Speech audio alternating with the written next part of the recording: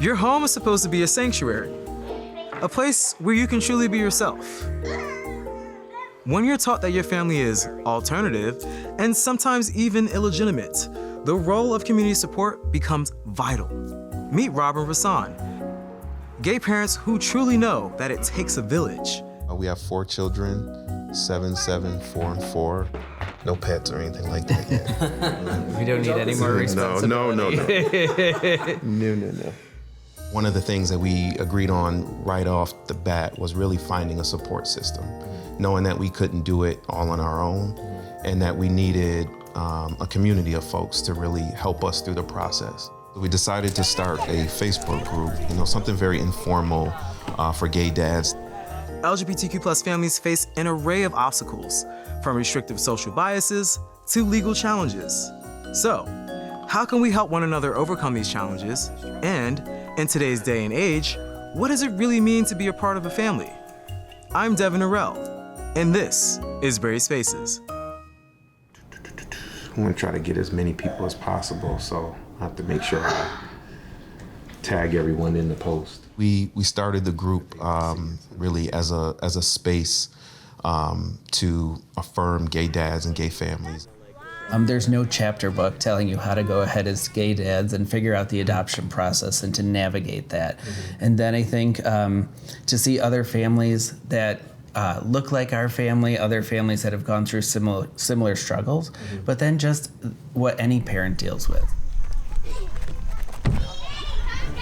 And to watch it grow over time has been very inspirational. And the support network for all of these families has really been tremendous. Who wants to stir? We just knew that we wanted to have children and we wanted to kind of build this life together. So here's what you're gonna do. Look, okay? Take this. Family is love and it's action. Love is the foundation, and then enacting that love in different ways that's unique to our family and our kids and our support system really is where I think we're strong. We're strong. We're very strong in the love part, but we're equally as strong in the action. Although you think of your home as a space that you don't need to be brave in, we have to be different so that they're better prepared and that they know how to take on the world. That may not always be so kind to them. To understand why LGBTQ+ families face certain challenges, I can give you an entire history lesson, but I'll spare you most of the deets.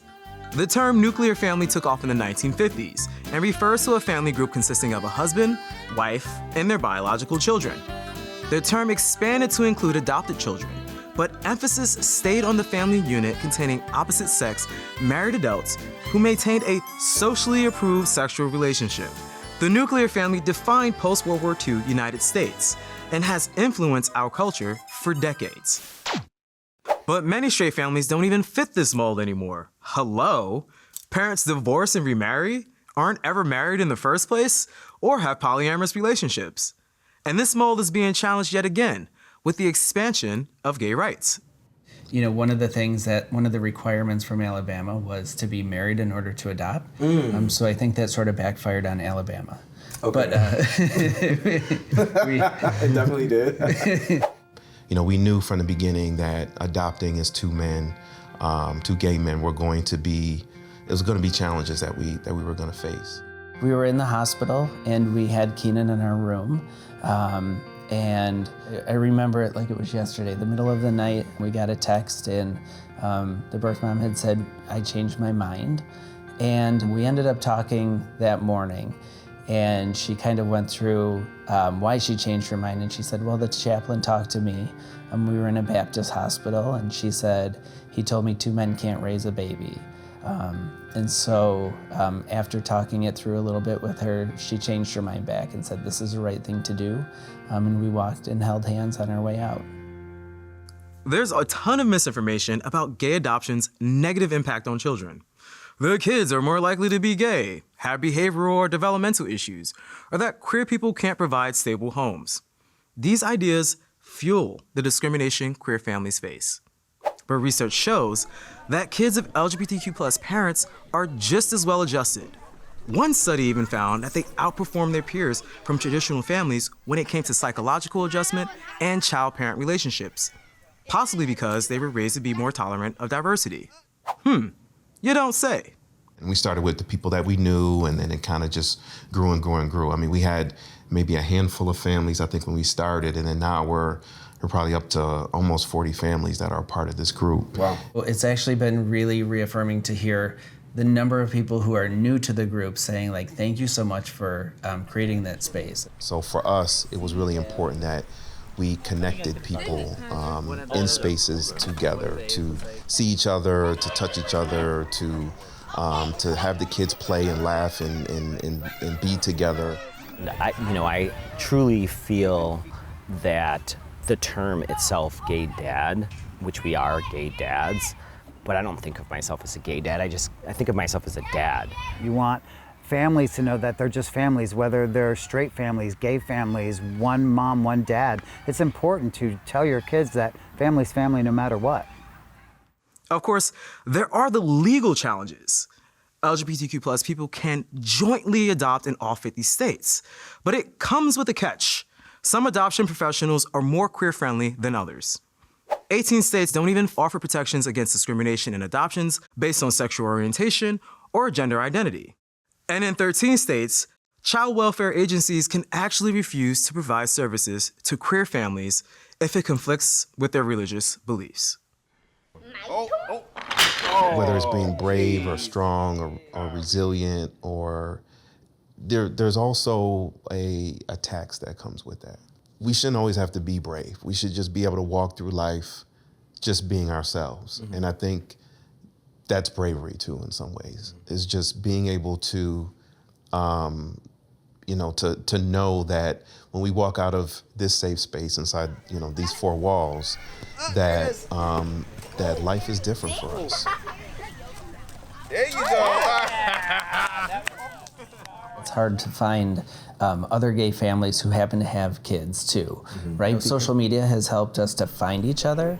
A family to me is much more than just who do you go home to every day. It's who supports you in good times and in rough. Your feet almost touch the ground. We know that when they're in the community, people are going to say something like, you have two dads. So we, being prepared for that and knowing that that's coming, that they don't feel like we're the only ones. Very important to their mental health and how they see things. So they have all this richness to who they are, but they also need to see that they're not the only ones. It just gives, I guess, more mirrors for them to see. LGBTQ+ people become parents in a variety of ways: adoption, fostering, donor insemination, surrogacy, and from prior relationships.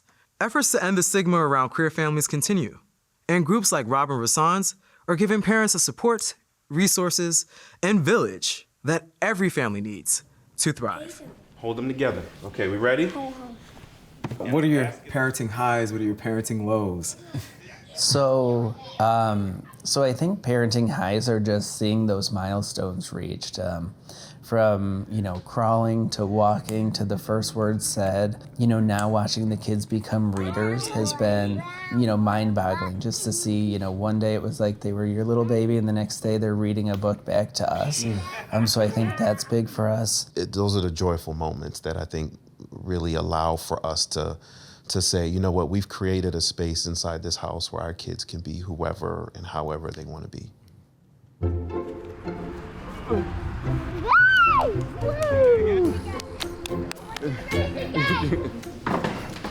Dad, you're probably gonna eat all the cookies today. I am the cookie monster. That's for sure. I will eat all the cookies. What happens every time you wake up? They're all gone, right? There's only 2 left. Mm-hmm.